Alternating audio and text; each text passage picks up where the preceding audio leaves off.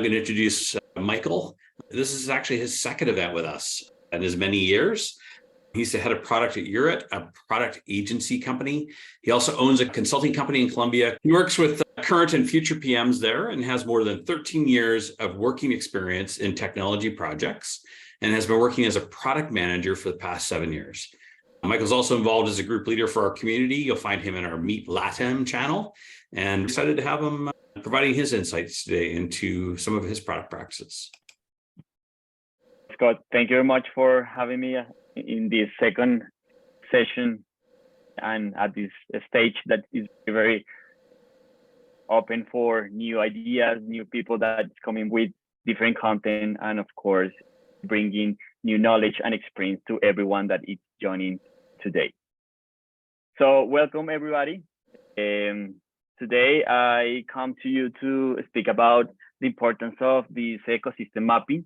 And probably we have heard about or a lot about ecosystem. We see everybody saying, okay, I work in this ecosystem, I work in this market, I work in this small ecosystem that belongs to my company. But today we're going to focus more in the last one, about how I can start understanding where I come from, what kind of other PMs or other platforms are along this ecosystem of the organization ecosystem, and how we can start interacting with them to have a better vision, alignment, and of course, trying to having more interaction between all of us to try to get to those desired outcomes that we want to reach from the business perspective. I'm going to introduce myself first. As Scott was saying, I'm Michel, but don't worry, Scott, everybody call me Michael, and it's okay. This is not a regular name in Latin America. My family come from Belgium, but it was like my grandfather after the Second World War. So we now are settled here in Colombia. I'm in Bogota right now, but I work for an Uruguayan technology company. We're a product agency, and most of our clients are in the US and most in LATAM. So for that reason, I love to have this conversation with both markets, and I try to, of course, share this content with everybody. So I want to start with the definition of an ecosystem. Since we were in school and we start learning about everything that relates to the ecosystem, normally an ecosystem is a complex and interconnected community of living organisms.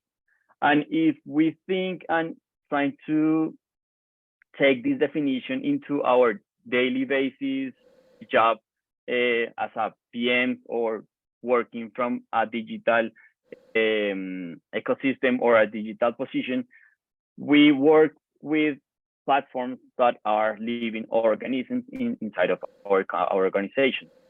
We have different kind of organizations. We have small organizations or startups or fintechs that are starting with just one product, and they have product in the center of the service, so they don't have too much other living organisms interacting with them all the time. But when we start getting bigger and start growing, and we start thinking about how we can offer different options or different value to our clients or users, we start creating more living organisms inside of our organization. I have seen organization of 50 different living organisms inside that they don't talk to each other. They think that they live independently in this ecosystem, and that is the biggest mistake we can have to align our vision and trying to see how we can start working together for just one goal or one desired outcome that the business want to reach. Different desired outcomes that we can have as increase our revenue, getting a better adoption, or having better results from the NPS, or decreasing our churn rate, or whatever we can imagine that's the way we should everybody inside of the ecosystem work together to try to reach or accomplish that that goal. I want to that you are ask yourself if the actual product where do you work or that you are in charge of lives in a digital ecosystem, and how big is that digital ecosystem. So how I told you, we have different stages of an ecosystem. Really early stage is when we have just one product, and in that product it's very easy to manage and align business goals with product goals, because at the end is the same one. And of course, once we start getting bigger and we start also adding new buyer persona or different kind of users inside of our company, everything starts changing. And we see different companies that getting bigger until they just lose the governance inside of that ecosystem, and everybody is just creating landing or websites or different blogs, and everybody wants, of course, to have a position in the company by creating this kind of visual or digital platforms. So ask yourself, what kind of digital ecosystem do you have? How big is it? And how we can start managing from different point of views. I don't know if you have seen ecosystems like this one, where we have not just one platform, but how I told you, different platforms, different modules, different landings, a main website as an example, chatbots that also are part of the ecosystem, or videos that we have in a blog or in a YouTube channel, or we have different kind of blogs depending of what we can show, or depending of the buyer persona that we want to start speaking with, or a community as Productboard or product makers that we need to really work very close and we need to maintain in order to keep engagement, and of course start getting more users inside of my main platform, social media and free content. So everything that probably looks very like disorder here in this ecosystem, but at the end it's something that we need to take into account. We need to map to really know how every platform works. As an example, with a website, what's the value, what's the connection that I need to have, what kind of models do I need that probably are models that are transversal to different platforms that need to have a specific customer journey, or a flow that leaves open the opportunity that every user from every contact can go and start working from that module, and then just leave the module and start connecting to other modules inside of the ecosystem. But also how a blog, how communities start getting more people into my product, and everything is connected. So I have seen different in my consultant part of my life.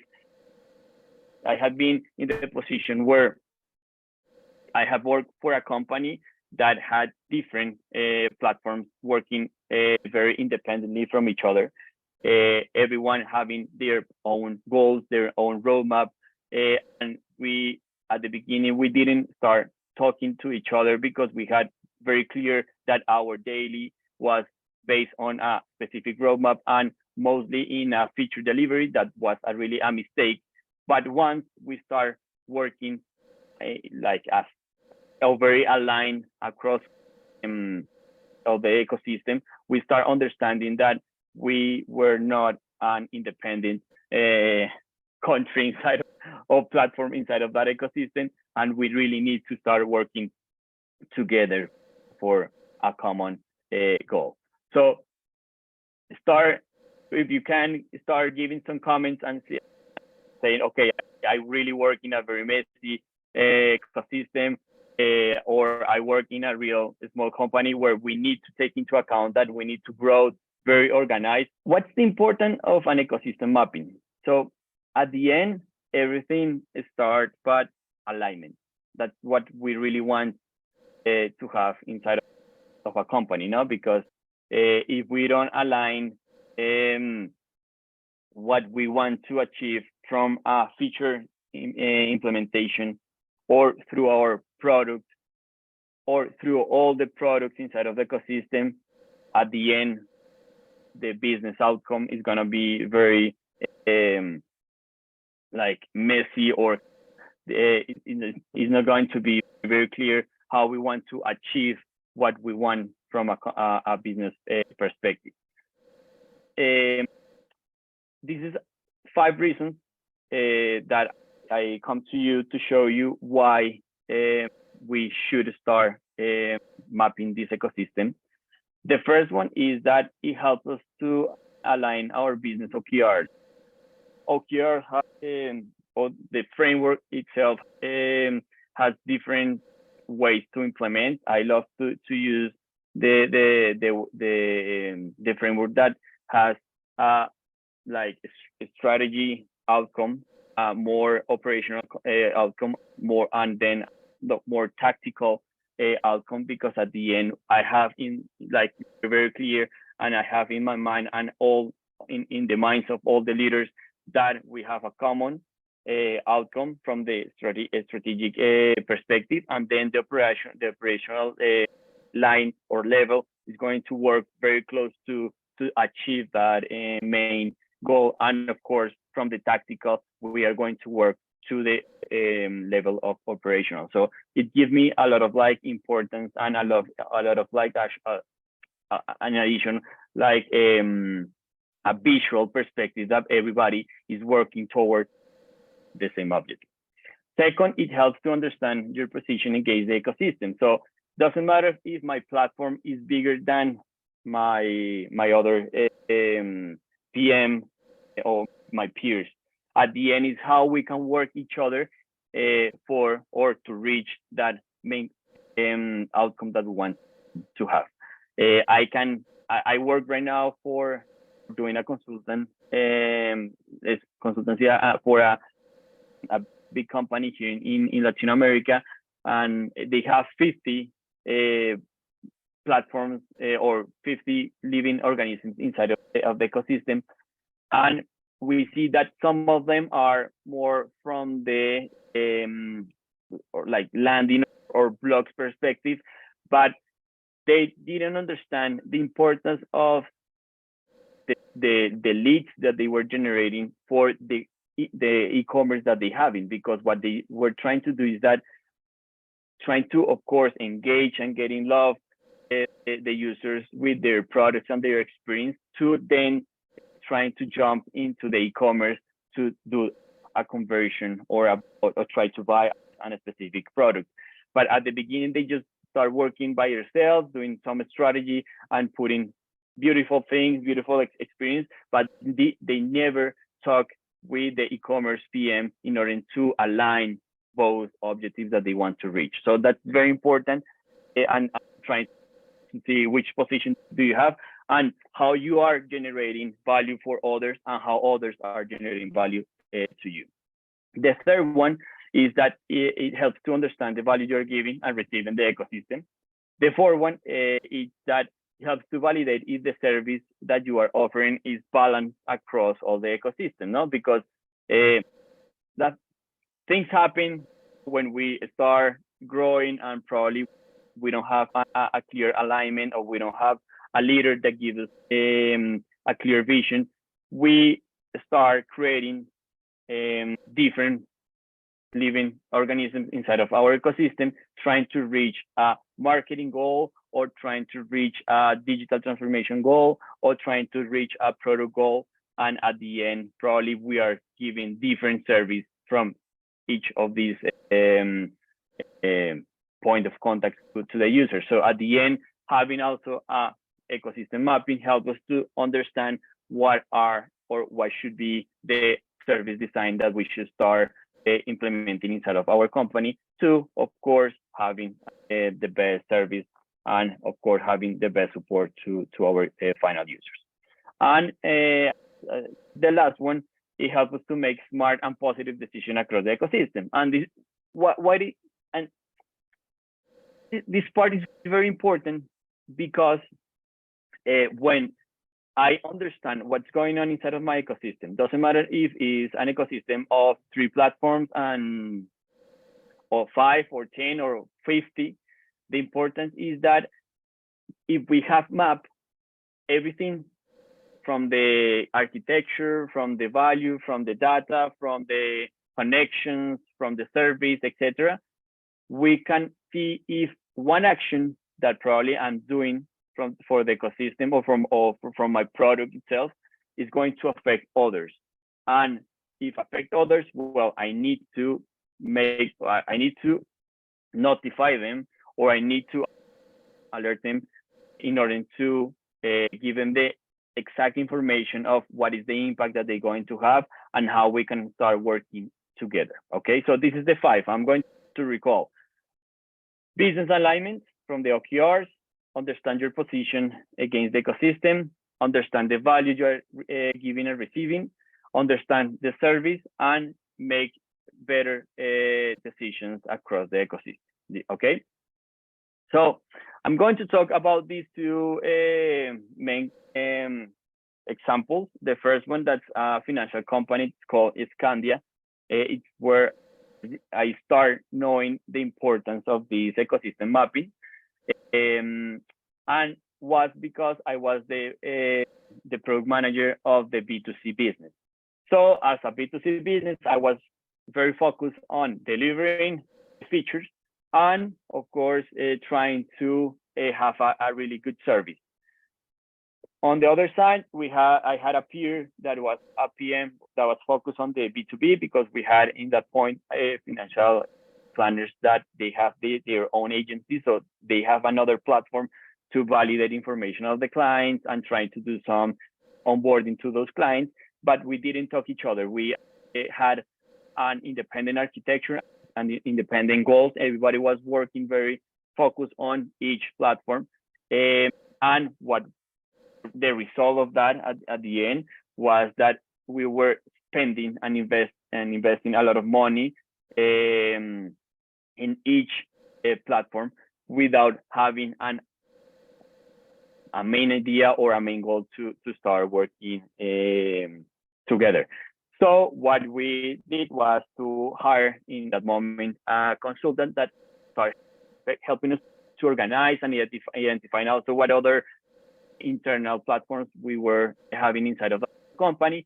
And the result of that was that we started mapping all the ecosystem from the living organisms that we have in that moment. But that first contact giving me a lot of information that, of course, we need to map what we are having right now from the platform and some connections, but something was missing.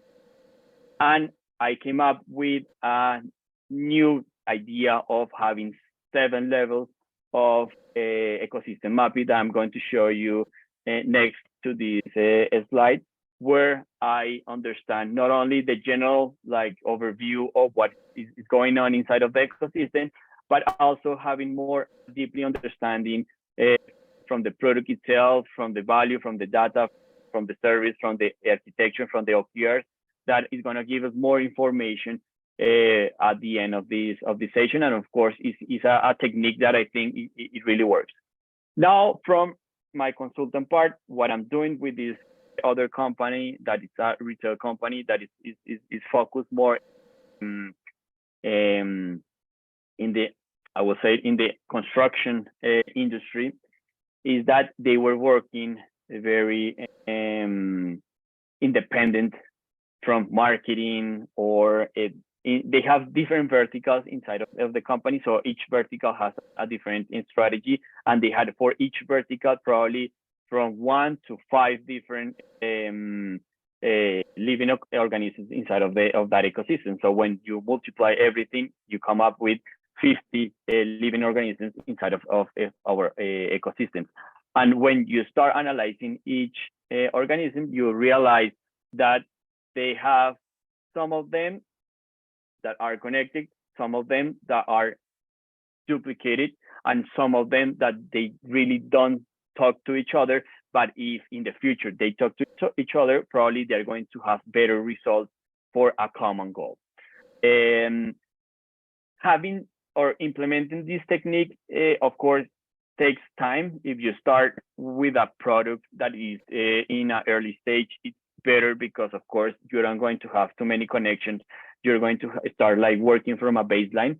But once you start like having more and more layers or more platforms or more living organisms inside of our ecosystem, it's harder when you start when you have 50 products and the jobs to be done. It's a lot of work that we need to start implementing. So what my advice from this point is, if you can start right now, but at least mapping the main platforms or having the main general vision how I'm going to show you. It's a good way to start. You can do also doing an independent work with each product manager or each owner of the different living organism. Remember, living organism can be a website, a platform, just a landing or a blog or social media. This is a part of that ecosystem, and of course, everything has a connection with each other. As I told you, I have 7 steps. The first one is a general mapping. The second one is a mapping of the product as just one living organism.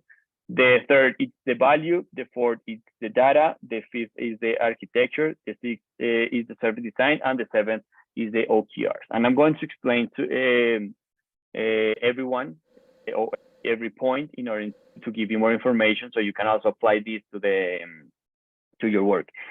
Also, start creating templates that you can use in Miro.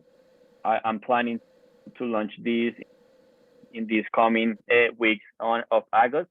So in my link profile and of course through the community, I'm going to share my Metaverse profile where you can also check other templates that I have been building for everyone.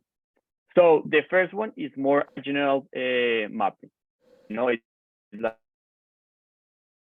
what kind of platforms do we have? What kind of cross models do we have?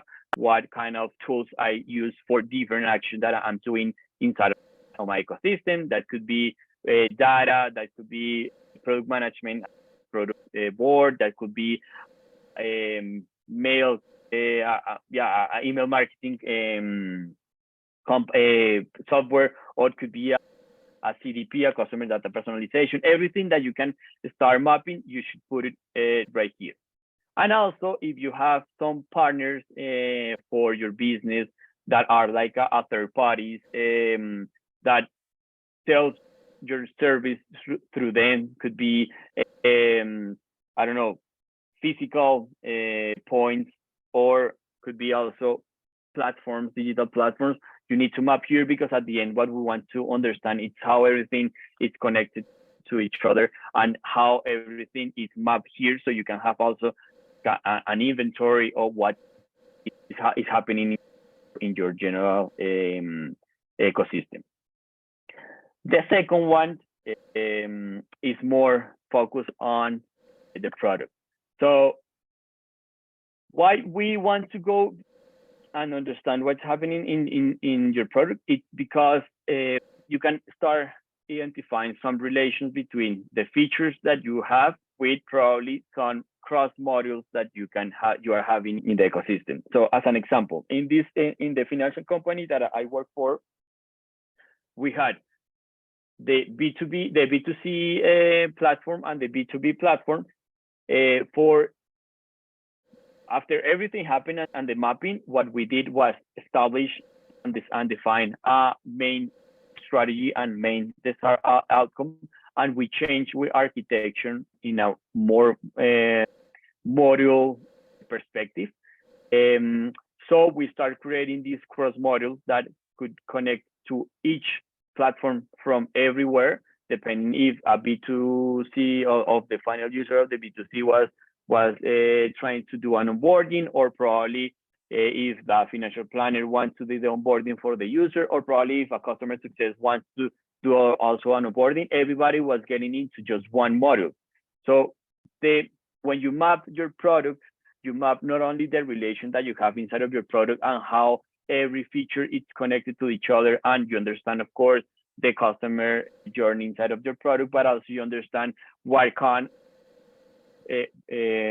cross modules or what kind of other third parties or different platforms are connected to your product, in order to understand that if you are making a decision to improve or to maintain or even to delete a feature that is not having the adoption that you expect, you can have that vision more clear by doing this mapping. And when you have everything mapped in your head from the ecosystem perspective, from the general side, and also from the product itself, it's going to be easier for you at the end make smarter decisions, because you will know what's the connection, what happens if I stop doing this, or stop or delete this new option, or delete this feature, or just close an API that I have connected with a third party, and how that impact is going to start affecting your product from the outcome perspective, and of course from the value that you are giving to the users. The third one is more from the value. So imagine this. In most cases, when we have a SMB or a big enterprise, we normally have a main homepage, right? So every user just go to the homepage, and from the homepage we start jumping to other cross modules, or just jumping to a specific platform. So imagine, and I'm going to bring again the example of the financial company. We had a homepage where we have all the information regarding to our services, financial services, but also about the benefits that we had inside of our company. And from that main homepage, what we start identifying is how many users we start as or transferring to the platform 1, or the platform platform 2, or the platform 3, or just going straight to the module 1 that was onboarding, or just going straight to the module 2 that was payments, as an example. And that start giving us a lot of information of how we can start working between the owner of the platform 1 with the owner of the platform 2, or with the owner of the platform 3, or between the modules and everyone, because when we start understanding how we start giving more users from each other. And of course, with the alignment of what we wanted to do or our strategy, that at the beginning, our strategy when we start defining this new architecture was to attract and convert more. So we start working very close from my role in that moment, that was the B2C. I started working very close with the platform 1, because how was the homepage? I wanted that the homepage start giving me more users, because I wanted to increase the number of active users inside of my platform, but also I wanted to enroll more users. So I started working very close with the cross module 1 in order to do this conversion, and how we can start working to each other, not only because some people were going straight from the homepage to the onboarding module, but also because some other actual clients that were signing inside of my platform were also opening new products through the cross module. So how easy should be that experience, and that it's important to know, so everybody start working towards the same object. The next one is the data. How the data is used across the company. So the importance here is to understand what kind of information we are capturing from each living organism. So platform 1, as an example, we capture information of the users and the transactions. Platform 2 about the information of the financial planner or the simulations that they used to do with the different tools we had displayed for them. And platform 3, that was more the customer success. So we need to know about the analyst time that they spend in each call or in each chat, and how was the NPS from the support. And from the cross models, as an example on the boarding, how many successful onboarding we used to have, from the payments, how many subscriptions to the payment modules we used to have, or it was just one payment, or a subscription for different payments, or from the withdrawals, how many we used to have, and all that information at the end is coming to a single governance and data strategy. This is also very important because if we don't have a governance or a data governance inside of our company, we start seeing a lot of databases or data sets that are duplicates, APIs or different dashboards that are going to the same data set. And we have a lot of like APIs or different connections that makes our dashboard really low. Or what's happening, that's the most common mistake everywhere, is that we normally on the onboarding, we request some specific information of the user, but probably we create a campaign with a different landing. And in that landing, we request to the user that we had that given us information about their email and probably phone or different information or inputs. And when we see the database, we came out with, okay, a user base name and last name, ID. But when we start going deeper into, I don't know, email or phones or hobbies or other information that the client is giving me, depending of the platform that is like gathering that information, we see that in the onboarding is giving us information of the principal, as an example, the principal email.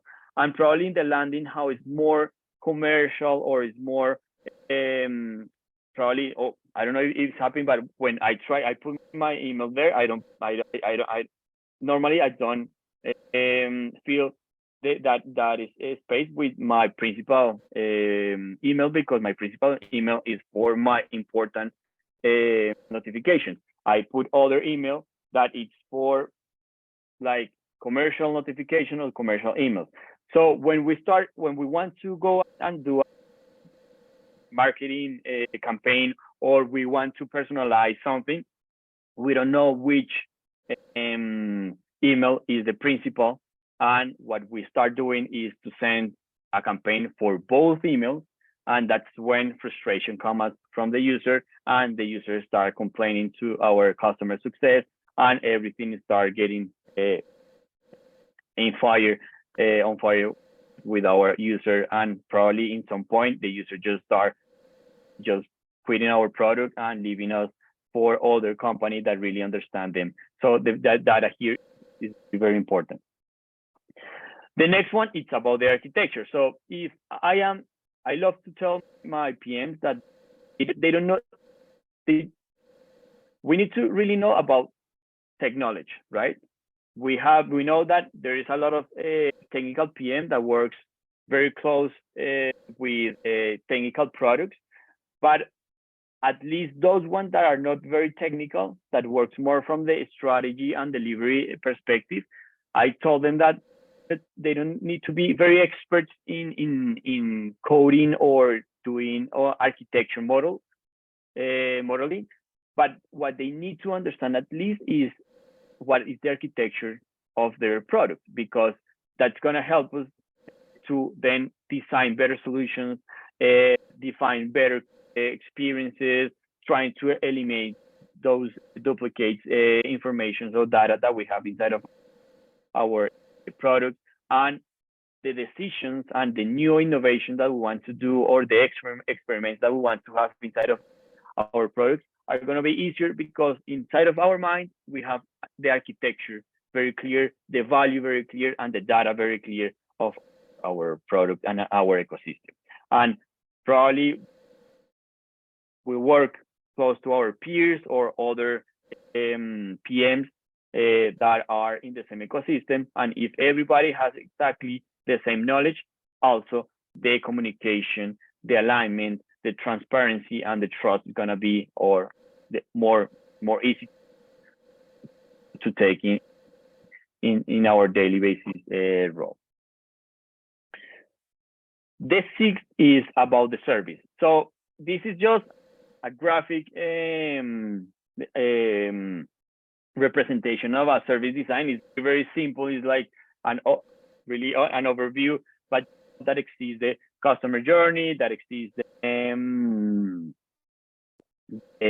the blueprint, right? That the blueprint has a deeper understanding of what's happening in the front and the backstage.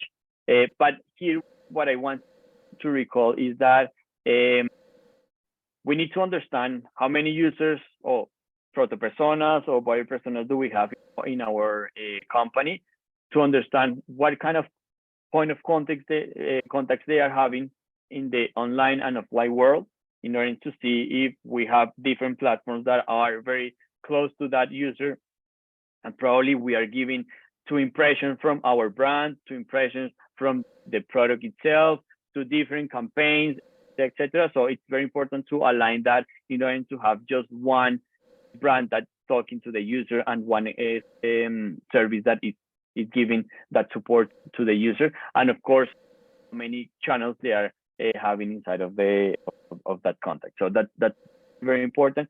For me, is one of the most, I don't know if it's happened to you, but the other day, I had a need to buy in the pharmacy something for my daughter, and I know that I have a pharmacy store really close to my home. So when with a free time, I just go out of my house and go and buy the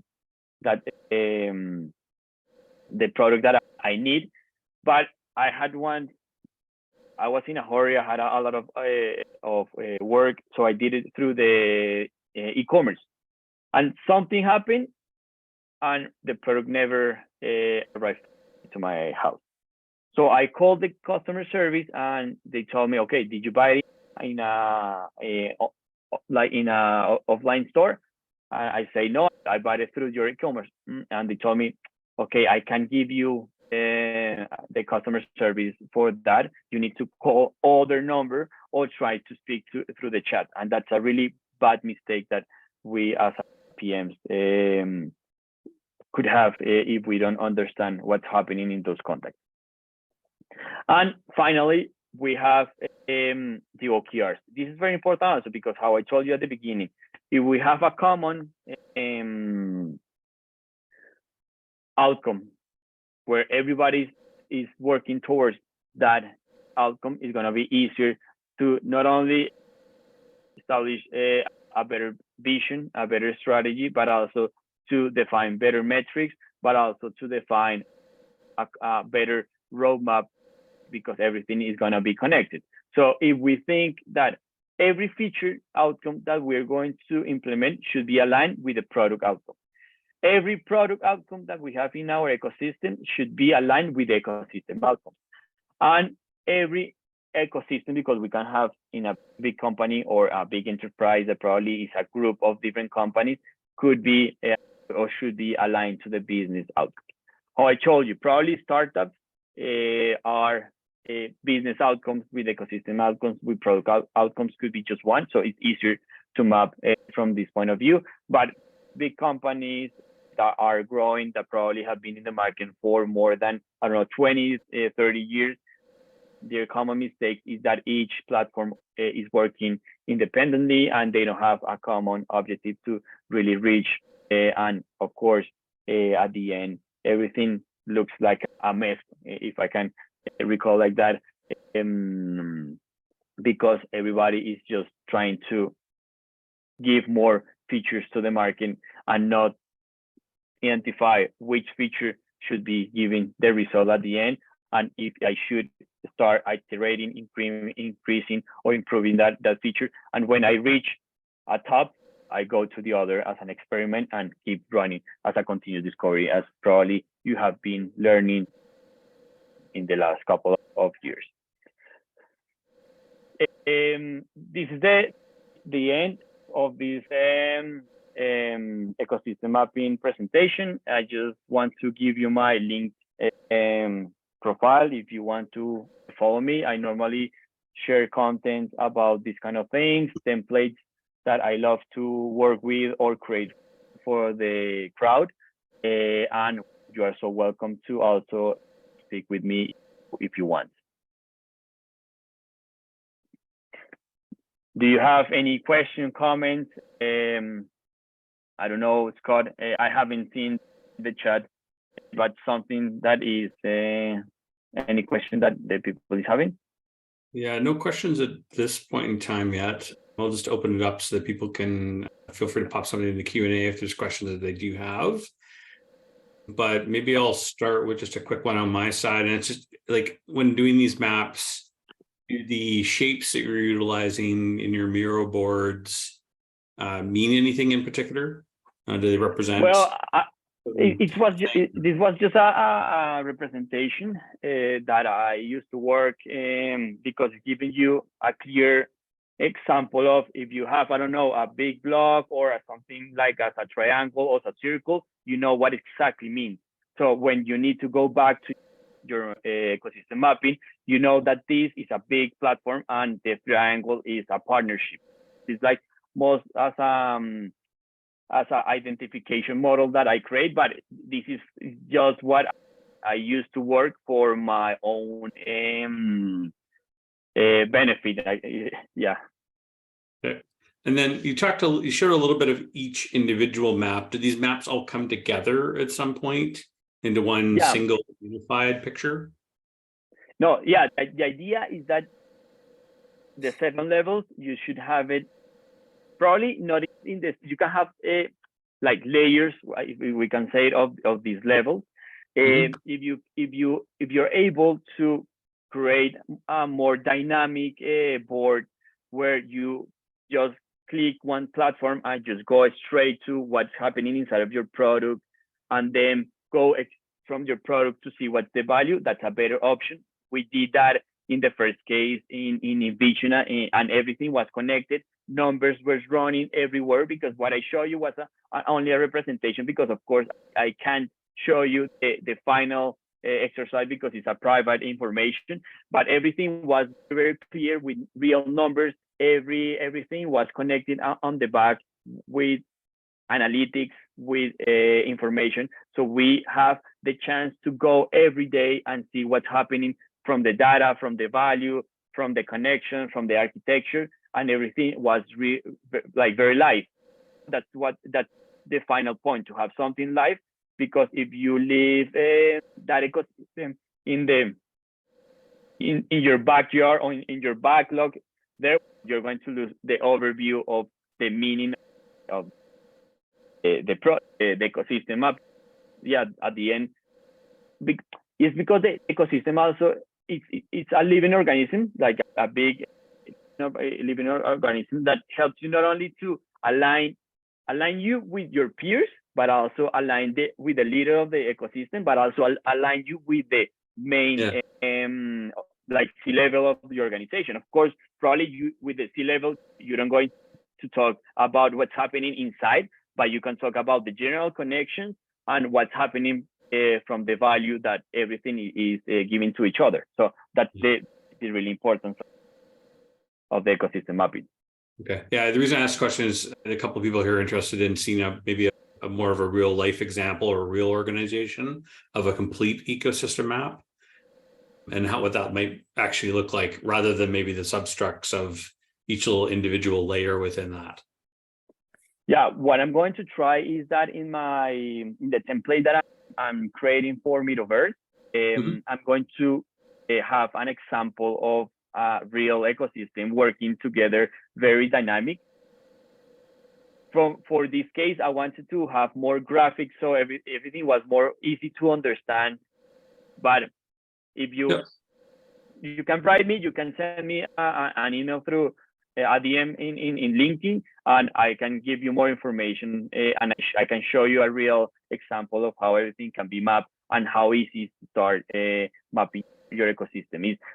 You see it from this perspective, the first time that I saw this when I was the owner of a product, it was like, wow, this is going to have a lot of time. It's going to take a lot of time. It's going to have a lot of tasks to be done. But once you start and you start identifying the value for you, for your ecosystem, for your peers, etc., everything makes more sense, and it's going to be easier for you also to interact with the ecosystem. Okay, gotcha.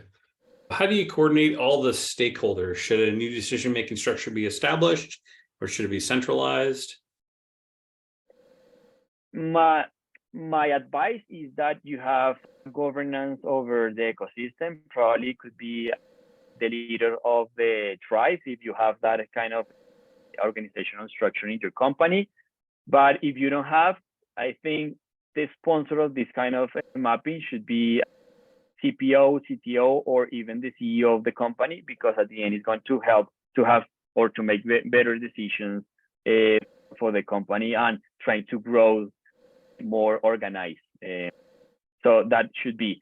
And of course, also is kind of part of the culture is needed, because if you have a culture of validating information, to keep updating the information, that's going to help you also to align everyone and trying that everyone takes that value from the ecosystem mapping. That's great. And then one final question is here.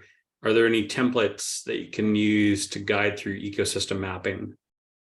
Yeah, so how I told you, in the next weeks, I'm creating in a metaverse the 7 steps to creating your ecosystem mapping.